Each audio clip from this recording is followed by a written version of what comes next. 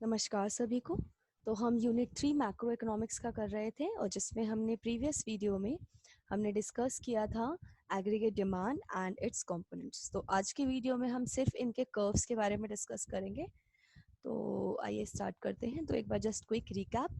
हमने ये देखा था कि एग्रीगेट डिमांड हमारा क्या होता है। It is the total demand of all goods and services that is demanded in an economy. और कंपोनेंट्स में हमने किया था देर आर 4 सेक्टर्स होते हैं। So demand by each sector. So ये जितने भी सेक्टर्स हैं अलग अलग, ये अपनी अपनी नीड्स के लिए जो भी डिमांड करते हैं, सो ये हमारे कंपोनेंट्स होते हैं। क्लियर? जिसमें प्राइवेट हाउस होल्ड यानी जो अपनी नीड्स के लिए करते हैं डिमांड, प्राइवेट इन्वेस्टमेंट जितनी भी फर्म्स हैं वो इन्वेस्टमेंट पर्पस के लिए डिमांड करती हैं, and the third one is demand by the government, and fourth one is demand by external sector. Clear? तो अब इनके ग्राफ को एक बार देखते हैं। यस। सो जैसा कि हमने ऊपर देखा कि जब हम बात करते हैं एग्रीगेट डिमांड अकॉर्डिंग टू हमारे जितने भी ऊपर के कंसेप्ट्स हैं, इसमें हमने देखा कि इसके हमारे जो कंपोनेंट्स हम बात करें तो वो होगा C plus G plus X minus M। X minus M is NX, आप NX भी लिख सकते हैं। सो एग्रीगेट डिमांड की जो इक्वेशन बनती है, और वो इक्वेशन बनती है AD equals to C plus I plus G plus X minus M। Fine. So अब इसमें है क्या। अब जब हम इसके ग्राफ को बाद में देखते हैं, पहले हम सिर्फ इस इक्वेशन पे फोकस करते हैं जहाँ से MCQs भी बन सकते हैं। फर्स्ट ऑफ ऑल, जब भी आपको इक्वेशन देखते हैं तो इसके आगे जो साइन होता है और यहाँ पे जो हमारा वाई एक्सिस की जगह है, इन दोनों में पॉजिटिव, अगर प्लस का साइन है तो पॉजिटिव रिलेशन है, अगर माइनस का साइन है तो आपका वो हमारा जो रिलेशन है वो जनरली क्या है, वो हमारा नेगेटिव रिलेशन है। क्लियर? ये हमारा था आई और ये था जी। ठीक है। सो अब आप जैसे देख सकते हैं सी के आगे भी अगर कोई साइन नहीं है, दैट मीन्स प्लस का साइन है, यानी एग्रीगेट डिमांड अगर इंक्रीज करता है, बिकॉज ये बाद में यूज होने वाला है इसीलिए हम इसको भी कर सकते हैं। एग्रीगेट डिमांड इंक्रीज होने के क्या क्या पॉसिबल रीजंस हैं। एग्रीगेट डिमांड इंक्रीज होने के पॉसिबल रीजंस हमारे हैं, या तो सी इंक्रीज होगा, क्लियर, या तो आई इंक्रीज होगा, या तो जी इंक्रीज होगा, या तो एक्स इंक्रीज होगा। बिकॉज इन सभी की टर्म्स के आगे प्लस का साइन है, यानी जब सी इंक्रीज होगा तो एडी भी इंक्रीज होगा, जब आई इंक्रीज होगा तो एडी इंक्रीज होगा, जी इंक्रीज होगा तो एडी इंक्रीज होगा, एक्स इंक्रीज होगा तो एडी इंक्रीज होगा। लेकिन जब हम इंपोर्ट की बात करते हैं तो हमारा इंपोर्ट जब डिक्रीज होता है तब आपका एग्रीगेट डिमांड इंक्रीज होगा, बिकॉज इंपोर्ट के आगे माइनस का साइन है। क्लियर? सो इंपोर्ट में और एग्रीगेट डिमांड में नेगेटिव रिलेशनशिप होता है, पॉजिटिव रिलेशनशिप नहीं है, नेगेटिव रिलेशनशिप होगा। क्लियर? सो हमारा एक ही होगा, जैसे एमसीक्यूज बन सकते हैं कि the causes of reason behind increase in AD, increase in M, increase in G, increase in I, इस तरह से कई क्वेश्चंस फॉर्मुलेट किए जा सकते हैं। फाइन। इसी तरह से जब सी डिक्रीज होगा तो एडी डिक्रीज होगा, आई डिक्रीज होगा तो एडी डिक्रीज होगा, जी डिक्रीज होगा तो एडी डिक्रीज होगा, एक्सपोर्ट डिक्रीज होगा तो एग्रीगेट डिमांड डिक्रीज होगा, वेयर एज इंपोर्ट इंक्रीज होगा एंड एग्रीगेट डिमांड डिक्रीज होगा। आई होप क्लियर हो गया होगा। So this is the main equation. अब इन ये जो हम इक्वेशन देख रहे हैं ये जनरली 4 वेरिएबल्स या 5 वेरिएबल्स की इक्वेशंस हैं। इसको स्टडी करना और इसका ग्राफ बनाना इज वेरी डिफिकल्ट। सो इस मॉडल को सिंप्लीफाई करने के लिए, सिर्फ इसको सिंपल करने के लिए हम सिर्फ 2 सेक्टर इकोनॉमी अज्यूम करेंगे। सिंप्लीफाई करने के लिए हमने अज्यूम कर लिया 2 सेक्टर इकोनॉमी। आगे के पूरे टॉपिक के लिए हम 2 सेक्टर इकोनॉमी को डिस्कस करेंगे, और आपकी जो 3 और 4 सेक्टर है वो आप ग्रेजुएशन वगैरह में करोगे। क्लियर? सो 2 सेक्टर इकोनॉमी है, और 2 सेक्टर में 2 ही सेक्टर्स थे, firm and house hold. So it becomes AD equals to C plus I. So this is the 2 sector model. So this is the consumption by household and this is the investment by firm. Clear? So AD becomes the sum of consumption and investment. अब हम graph की बात करते हैं। सबसे पहले investment देख लेते हैं।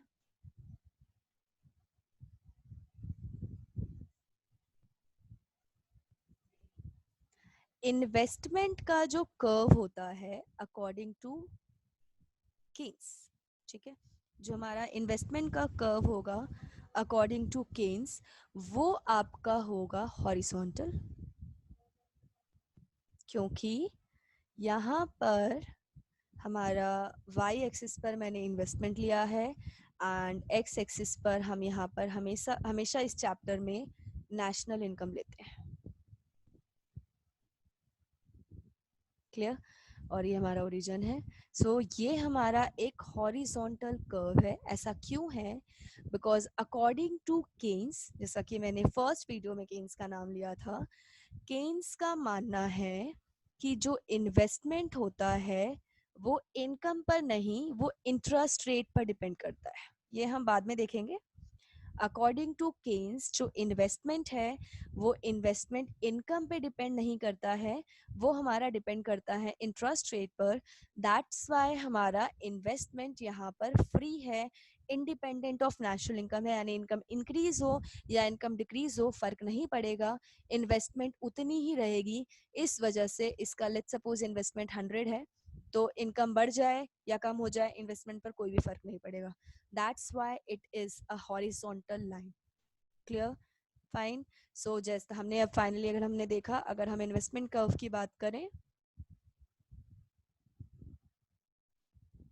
so इन्वेस्टमेंट हमारा जो है it is a horizontal line because according to Keynes it does not depend on the national income. That's why it is independent of national income. That's why it is a horizontal line. Fine. Income clear है? ठीक है भाई, आगे बढ़ते हैं। अब जब income clear है तो आई का कर्व हो चुका है, AD is sum of C plus I, तो हम सबसे पहले कंजम्पशन की बात करते हैं। It is a very important concept. Consumption के जो भी अभी हम ग्राफ देखने वाले हैं, पूरे चैप्टर में यूज होने वाला है ये। यस, कंजम्पशन का कर्व बना लेते हैं।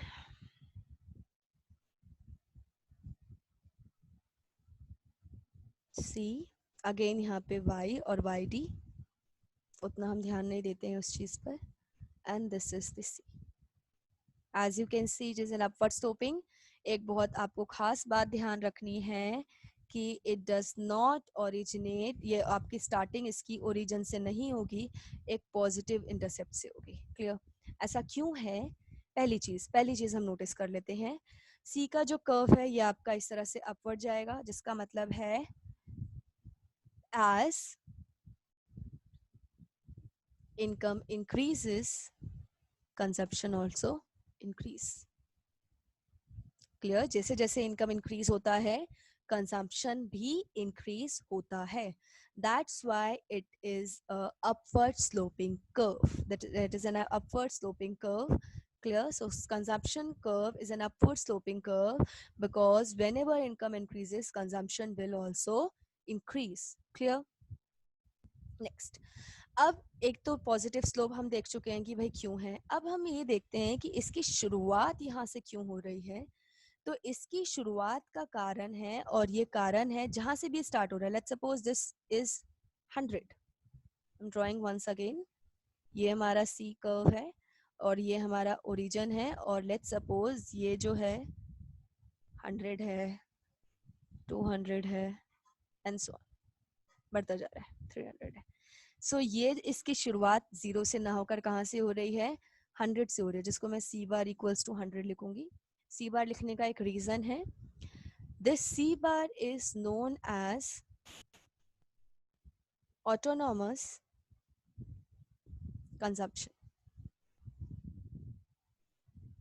इसकी डेफिनेशन कई बार पूछी जाती है, autonomous consumption, and we will call it as C bar. वैसे तो नॉर्मल सी है कर्व के हम देखें तो, बट ये जो इंटरसेप्ट है इसको हम स्पेशली सी बार के नाम से जानते हैं। अब ये क्या होता है?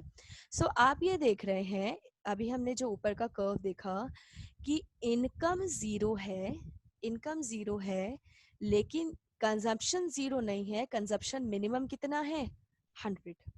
क्लियर? कंजप्शन मिनिमम कितना है 100, यानी जब भी इनकम जीरो होगी तो कंजप्शन कभी भी जीरो नहीं होगा।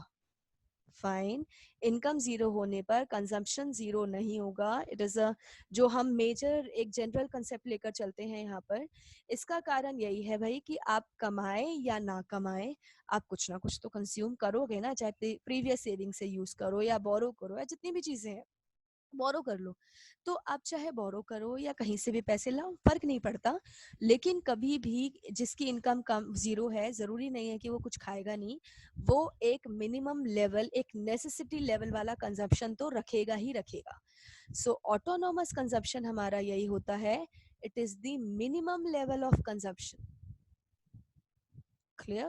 It is the minimum level of consumption which is important or which is required to survive. यानी सर्वाइव करने के लिए हमें जो भी कंजप्शन लेवल चाहिए होता है, भाई अब सिंपल सी चीज है ना, अगर आपको इनकम जीरो है तो आप मैकडी और डोमिनोज तो जाओगे नहीं। जब हमारी इनकम जीरो है, जब हमारे पास इनकम नहीं है, सो वो हमारा सर्वाइवल कंजप्शन ही तो होगा कि हम जिंदा रह लें, हम उतना ही कंज्यूम करेंगे, हम बहुत एक्स्ट्रा कंज्यूम नहीं करेंगे। Clear? So that will be a minimum level of consumption which is required for the survival. So this is known as autonomous consumption. So that means whenever income is zero, consumption cannot be equal to zero. Fine. And at the zero level of income, whatever the consumption is, that consumption is known as autonomous consumption. ये autonomous word बहुत important to बन जाता है। autonomous का मतलब होता है free, independent, free, यानी ये फ्री है किससे? इनकम से। इसका इनकम से कोई लेना देना ही नहीं है, आप इनकम हो नहीं हो भाई, ये लेवल तो 100 रुपीज तो आप खाओगे ही खाओगे। Clear? So that's autonomous consumption, it is free from income. और ये जो बार है, इसका मैथमेटिकल भी रीजन है कि जब भी हम किसी वेरिएबल पर ये बार लगा देते हैं, वो वेरिएबल फिक्स हो जाता है, वो चीज आपकी चेंज नहीं होती है जैसे जैसे एक्सेस चेंज होते हैं। Clear? It is fixed amount. Clear? So consumption जो है वो ओरिजिन से स्टार्ट नहीं होगा, वो पॉजिटिव स्लोप से स्टार्ट होगा, पॉजिटिव इंटरसेप्ट से स्टार्ट होगा, और इसका स्लोप होगा वो पॉजिटिव होगा, वो अपवर्ड होगा। ठीक है? सो कंजम्पशन कर्व आपको मिल गया, इन्वेस्टमेंट कर्व हमने हॉरिजॉन्टल करा, तो अभी बारी आती है एग्रीगेट डिमांड करने की। देख लेते हैं, वो भी बना लेते हैं। सो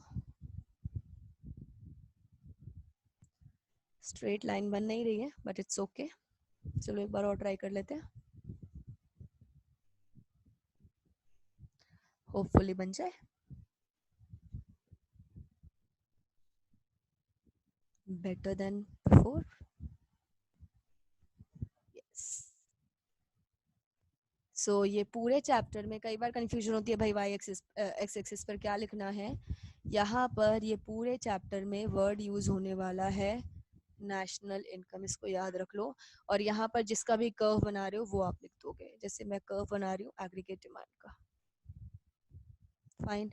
सबसे पहले शुरू कर देते हैं investment, and this is our investment which is horizontal. Let's suppose it is 50.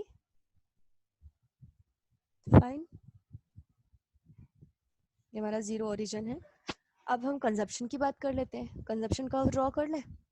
हमारा कंजप्शन प्रीवियस कर्व 100 पर था ना, चलो वही ड्रॉ कर लेते हैं 100। And let's suppose this is our consumption curve. Fine. जो ओरिजिनेट हो रहा है 100 से और इन्वेस्टमेंट हमारी जीरो पर 50। ऐड करें अब सी और आई को, एडी यही तो होता है, AD is equals to C plus I. अब ये ध्यान रखिएगा, इन्वेस्टमेंट चाहे इनकम 100 हो, चाहे इनकम 200 है, चाहे इनकम 300 है, चाहे 400 एंड सो ऑन, इन्वेस्टमेंट हमेशा 50 है। सो बस आपको क्या करना है, कंजप्शन में हर जगह 50-50 ऐड कर देना है। सो जीरो पे स्टार्टिंग कहाँ से हो जाएगी, कलर चेंज कर लेते हैं। यस, आई होप मैं गैप सेम ले रही हूँ। जीरो पर it will become 150 and it will be parallel to consumption curve।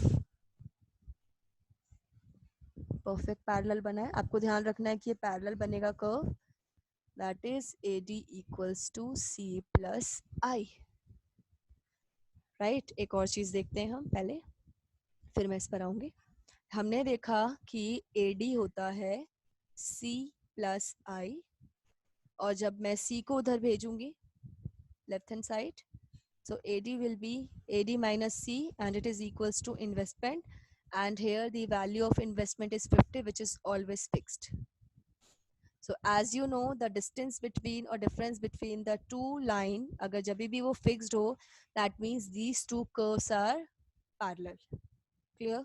तो यही चीज हमारा यहाँ दिख रहा है कि इन दोनों कर्व के बीच का डिस्टेंस हमेशा इन्वेस्टमेंट है, which will be always a fixed number. Therefore, the AD curve and C curve will be parallel, and the difference between AD and C will be I. Clear? This is our aggregate demand curve. Fine. Table से देखना है. If you want to discuss, बना लेते हैं. कुछ भी आप table discuss कर सकते हो, कोई बड़ी चीज नहीं है. लेट्स सपोज मैंने इनकम लिख दिया. इनकम हम Y से डिनोट करते हैं. क्लियर? कंजप्शन पूरा ना लिख के सिर्फ C लिख देते हैं, that will be easier. C I और इन दोनों को सम करके आएगा AD. आप इस चैप्टर में टेबल अगर खुद बना रहे हैं तो आप हमेशा ध्यान रखिए एक फिक्स अमाउंट से इंक्रीज करते जाइए. सो 0, 100, 200, 300. लेट्स सपोज मैंने 60 ले लिया है consumption and it is 120, 180. Let's suppose ये गिवन है. अभी आपको टेबल कंस्ट्रक्ट करना नहीं सिखाऊंगी. एंड हमारा जो इन्वेस्टमेंट था वो मैं, चलो 100 ले लेते हैं ताकि बनाना आसान हो जाए. ये आपकी ग्राफ से बिल्कुल भी रिलेटेड नहीं है, ये एक इंडिविजुअल टेबल है. फाइन. सो AD निकाल लेते हैं. C plus I 160, 220, this will be 280 and this will be 340. Fine, this is aggregate demand C plus I. Clear? So अब अगर आप AD और C का डिफरेंस भी देखेंगे, C और AD को डिफरेंस करोगे तो हमेशा एक फिक्स आएगा. क्लियर? दिस आवर टेबल, हमारा aggregate demand C plus I, और ये हमारा एग्रीगेट डिमांड की डेरिवेशन है, कर्व की डेरिवेशन है. क्लियर? आई होप आपको ये क्लियर हो गया होगा. You can see this.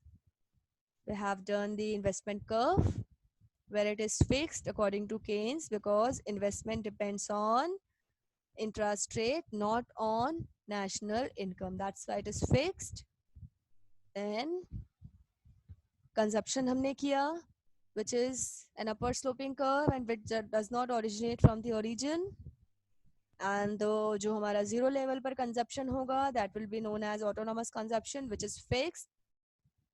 Fine. This is also known as minimum level of consumption, which is required for the survival. And when we will add the curve of C and I, हमारा C का curve upward sloping, I का curve horizontal, and the AD curve is parallel to consumption curve. Clear? So here it is, and here is the table. Fine. तो अगर आपको video पसंद आई, so please like करें, share करें. Thank you so much for watching.